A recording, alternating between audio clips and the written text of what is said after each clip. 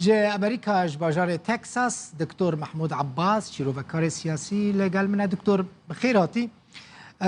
حز دکم لسر مسئله که هلوست امریکا بزانبم فرماندار گشتی هسته مظلوم عبدی اشکرت بیجه او آمادن لگل هیزن سوری هیزن حکومت سوری هم آهنگی بکن به هفر ریل بر تهدید و ایرشین ترکیه بگرن. هلوست امریکا چیه؟ امریکا راضی دبک و هسده و ارتش سوری لگل هف کار بکن؟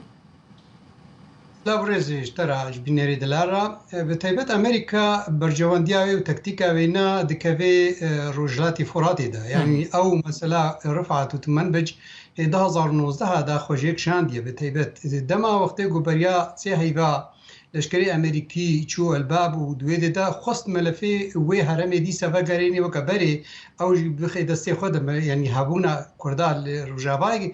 فراتی وگرنی دستی خود ویک دما وقتی گود میزان لوازیک دکوی هبونا روسيا دا سوريا دا ودود برباري شرط گود اوكرانيا دا او قاعد انه روسيا لاواز بود كاري ملف و دوسي دي سبغريني لي وقت گود دوسي نفغرا لفيدري امريكا برجواندياوي سركا و تكتيكاوي سركا بروجلاتي فراتيش برولوش تركيا دا وقت اردوغان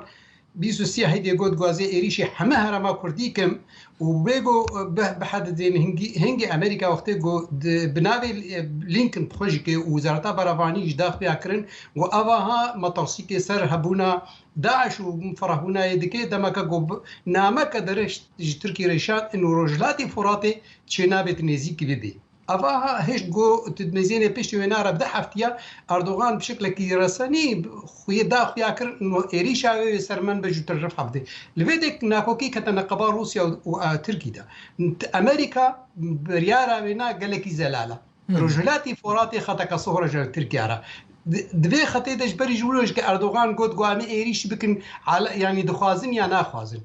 أف برس نامك سياسي بو نگو انو راستی و تجاوزاوش سینوری و خطا صور بکی از بخور دکم امریکا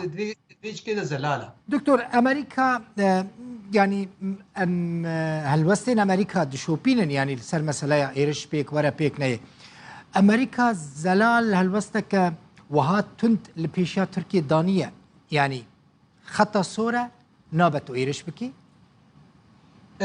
درجلاتي فراتي دا بتيبت خطا صهرة وريش نكي بس لبيت هناك بيبي وطايدة بيش سياحي دي شهر هاي دي برجواندية أمريكي شلو تيجو هارتن دما وقت تيجو تشي بيبي درجلات د شري أوروبي دا أوكرانيا بتيبت قوم بيجن كاوي تشي برجواندي بين هارتن بس تبيك اللي كده وحتى أسكارن بيجن دمها كوري دجكي وبلكي بيهترجكي برجواندية أمريكي زلالة أسكارن نامك يشتر بيجن بري سياحي با قفتقونا ما هبون بله امريكا نبس في سيرفي آستيبو آستك بلنتر تخص بكي لشكرنا زيادة وبهن بالسيفيل وهن بكمبانيا أمريكية دخست بروجنا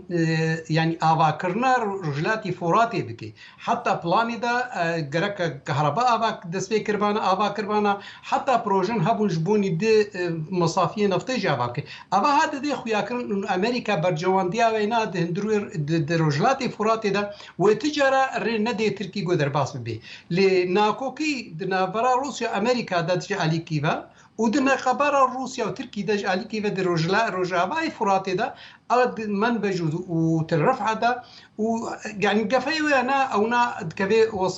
يعني وطاقة دي دا وكذا أخفتنا كديدا أصبح وردكم البيت روسيا جدويت وطايدا رينا دي تركيا ودرباس بي إلا كنا قفتقون شيء بين سر مثلا إدلبي وكوشباريا كوشبي يعني دهندرويز إدلبي در كذا سوري تركيا يعني أبغى هم تسيك منظم جم أردوغان خلقيني وأصبحورناكم أردوغان ويبي مجازفة بك يعني بيجو ضمانك بالصين. دكتور محمود ليه مثلا نهار روشنكي بجداية طيبتي تبحث شرق أوكرانيا كر بيوستيا ناتو بيوستيا كيتيا أوروبا بيوستيا أمريكا سريدة جبر روشوية جيوبوليتيكو بيواندين ويل قال روسيا بتركيا هي احتمال ويا كيتنا ياكو مثلا امريكا قافك الهمبري تركيا مثلا سوريا دا باش تبافيجا جبوكو تركيا جي هناك شرطين امريكا راضبه مثلا بالضبط تركيا اصلا خص زنجيك جبيب كده ما وقتكو يعني اوروبيا وناتو ریل لبر گفتگوی نقبا خو روسیا دبجار که گرت و دری بس دریا ترکی تنی و بکر و ترکی دما وقتی گو خودید انو یه سرکای و گفتگوی دکی خص قزنجی کش و گرانبونا خوب کی انو وا از کما از وقت گوتی از بشه هری سرکم آریکاریا نتو دکم و امریکا دکم دهمری روسیا دک از و گفتگوی دکم دخست برجوندیا و قزنجیا جبه اصیب که جبرولوج که اف بریار دا گو انو از هرما مثلا همه دي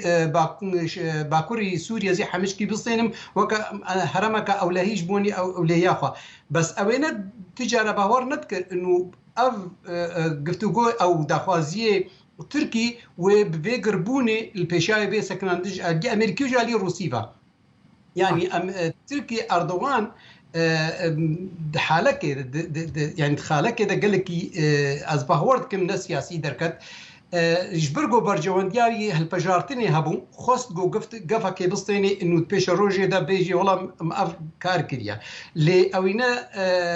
امریکیا تکتیکا امریکی دسوری دا گلکی زلاله انه اونا شر يعني وقت بيجي ناكوكي دي نقباوي وروسيا دي